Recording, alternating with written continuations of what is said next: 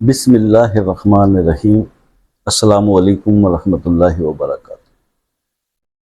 دوستو، پیش خدمت ہے غربت دور کرنے کے لیے کن فیکون کا مجرب وظیفہ۔ کن فیکون کا مطلب کہ اللہ جس چیز کو ہو جانے کا حکم دیتے ہیں اور وہ ہو جاتی ہے۔ بہت ہی پر اثر یہ دو الفاظ کن فیکون اللہ کی صفت ہے۔ آپ نے صرف اور صرف اس عمل کو اس ترتیب کے ساتھ دہرانا ہے اور آپ کے دکھ، پریشانیاں اور غربت کے جو مسائل ہیں وہ اللہ پاک فی الفور حل کر دیں گے۔ اس سے بہت ہی تیز اثر کرنے والا وظیفہ ہے، بہت ہی مجرب ہے، بار بار کا آزمودہ شدہ ہے اور مشہور زمانہ بھی ہے۔ بہت لوگ اس کو جانتے ہیں، جو لوگ جانتے ہیں وہ اس کو مانتے ہیں۔ وظیفے کی طرف جانے سے پہلے دوستو تھوڑی سی، جیسے میں بات کیا کرتا ہوں کہ اپنی سیلف اسیسمنٹ کے لیے اس لیے کہا جاتا ہے کہ اپنے آپ پہ بھی غور کریں۔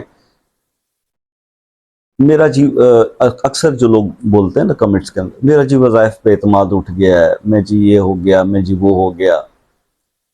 او بھائی، کہا تھا نا آپ سے کہ انسان انتہائی ناشکرا ہے۔ کیا تم لوگوں نے اتنی زیادہ عبادتیں کر لی ہیں، اتنے نیک ہو گئے ہم لوگ کہ بس اب ہمارے منہ سے نکلی ہوئی ہر بات اللہ تعالیٰ جو ہے وہ فوراً پوری کر دیں؟ میں آپ کو ایک حدیث سناتا ہوں، بخاری شریف کی حدیث ہے، حدیث قدسی ہے، جس میں اللہ تعالیٰ فرماتے ہیں، رسول اللہ صلی اللہ علیہ وسلم نے بتایا کہ اللہ تعالیٰ فرماتے ہیں قیامت کے روز میں 3 قسم کے لوگوں کا میں خود سخت دشمن ہوں گا۔ 3 قسم کے لوگوں کا بیان کیا۔ اس کو غور سے سنیے گا، سننے والی بات ہے۔ ان لوگوں کے لیے خاص طور پر ہم لوگوں سے نہ جانے انجانے میں پتہ نہیں کیا کیا کچھ ہو رہا ہے، اور وہ سب کچھ کرنے کے بعد ہم معصوم بن جاتے ہیں کہ یار ہم نے تو کچھ بھی نہیں کیا، ہم تو بڑی نیکیاں کرتے ہیں، بڑی باتیں کرتے ہیں، بڑی نمازیں پڑھتے ہیں، بڑے حج عمرے کرتے ہیں۔ اللہ کیا فرماتا ہے؟ اللہ فرماتا ہے 3 لوگ ایسے ہوں گے قیامت کے روز میں جن کا میں دشمن ہوں گا۔ نمبر 1، وہ لوگ جو میرے نام پہ وعدہ کر کے اسے پورا نہیں کرتے، جو مجھے گواہ بنا کے، یعنی اللہ تعالیٰ فرماتا ہے جو میرا نام لے کر، مجھے گواہ بنا کر، میری قسم کھا کر وعدہ کرتے ہیں اور اس کو پورا نہیں کرتے، تو حشر کے دن میں ان کا خود دشمن ہوں گا۔ اب آپ مجھے بتائیے کہ یہ حرکت کس کس نے نہیں کی؟ اپنے دل پہ ہاتھ رکھ کے بتائیے مجھے، کیا اللہ پاک ایسے بندے کے صرف قیامت کے دن دشمن ہوں گے؟ ادھر نہیں۔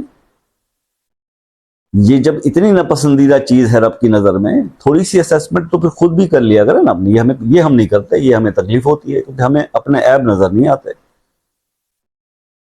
دوسری بات، دوسرا شخص جو انہوں نے بتایا، وہ شخص جو کسی آزاد انسان کو بیچ دے۔ یہ آپ نے اکثر دیکھا کہ لوگوں میں اب تو عام ہو گیا، سوشل میڈیا پہ ہر دوسرے دکھتے کہ بچے اغوا کیے جا رہے ہیں، بیچے جا رہے ہیں۔ اس کو بھی اب یہ تو روٹین کی بات بن گئی ہے، اس میں اب کوئی اچھمبا نہیں لگتا، کوئی عجیب بات نہیں لگتی جب بھی کوئی چینل نیوز کا کھولیں کوئی نہ کوئی ایسی خبر آئی ہوتی۔ اللہ فرماتا ہے اس کا بھی میں سخت دشمن ہوں گا۔ اور تیسرا شخص کون ہے جس کے بارے میں اللہ پاک نے فرمایا کہ میں اس بندے کا سخت دشمن ہوں گا حشر کے روز؟ یہ رسول اللہ صلی اللہ علیہ وسلم کے الفاظ ہیں، حدیث قدسی ہے بخاری شریف، کہ جو مزدوری کروا کے، کام کروا کے اس کی اجرت یا تو دے ہی نہ یا پھر اس کو کاٹ لے۔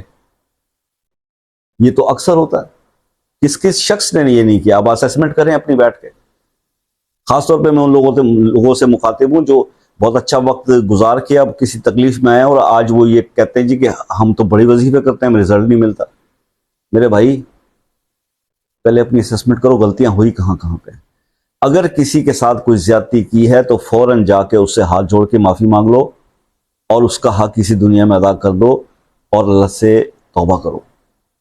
یہ وقت نہیں ہے کسی کے پاس. یہ وقت ہے کہ یوٹیوب کا چینل کھولو, کوئی تگڑا سا اچھا سا مشٹنڈا مولوی دیکھو اور اس کا بتایا ہوا وظیفہ کرو اور بات بن جائے گی.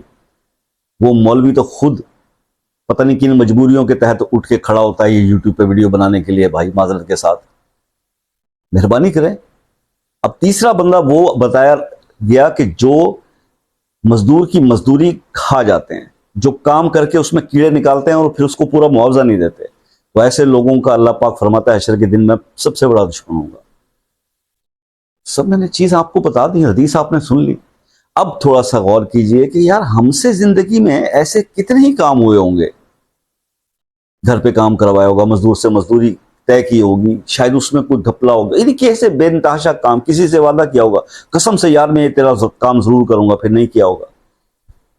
تو ایسے مسائل ہم کر چکے ہیں, ہم سے ہو جاتے ہیں اور ہمیں یاد نہیں رہتے. تو برائے مہربانی ان چیزوں پر بھی غور کریں. جب میں کہتا ہوں نا کہ جب پریشانی یا مشکل آتی ہے تو اس کو بندے نیک انسان کو یہ چاہیے, اگر آپ اللہ والے ہیں تو پھر آپ غور کریں کہ مجھ سے کہاں کوئی مسٹیک ہو گئی تھی, میں اس کی تلافی کر لوں.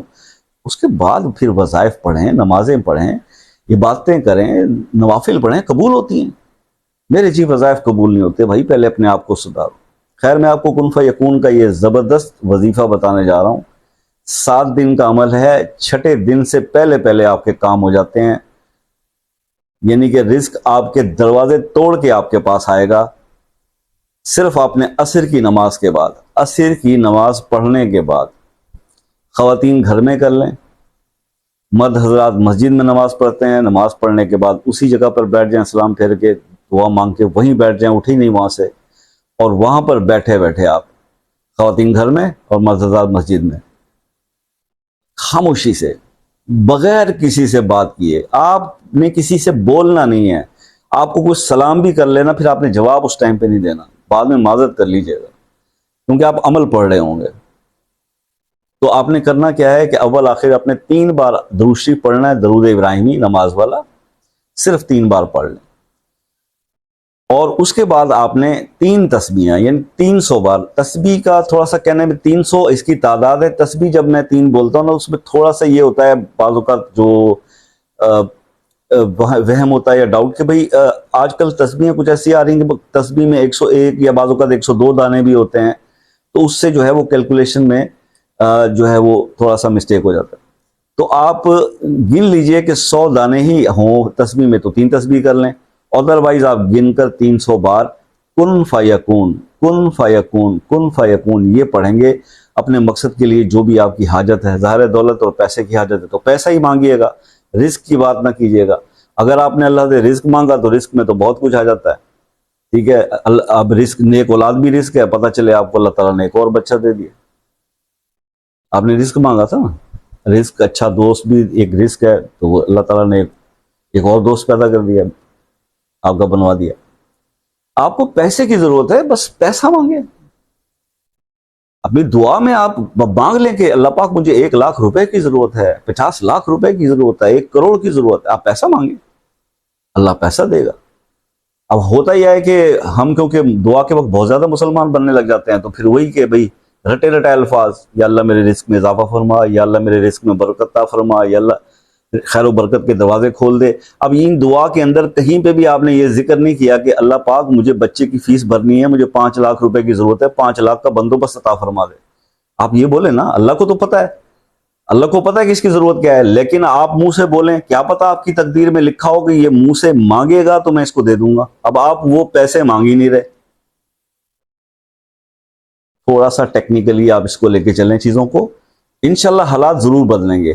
اس وظیفے کی 7 دن کی مدت ہے, آپ چاہے تو اس کو ساری زندگی کر لیں, کوئی اس کا وہ نہیں ہے, رزق نہیں ہے, کوئی اس کا بہترین عمل ہے, مجرب وظیفہ ہے. آپ کو جب چاہے جتنا چاہے اس کو کر سکتے ہیں.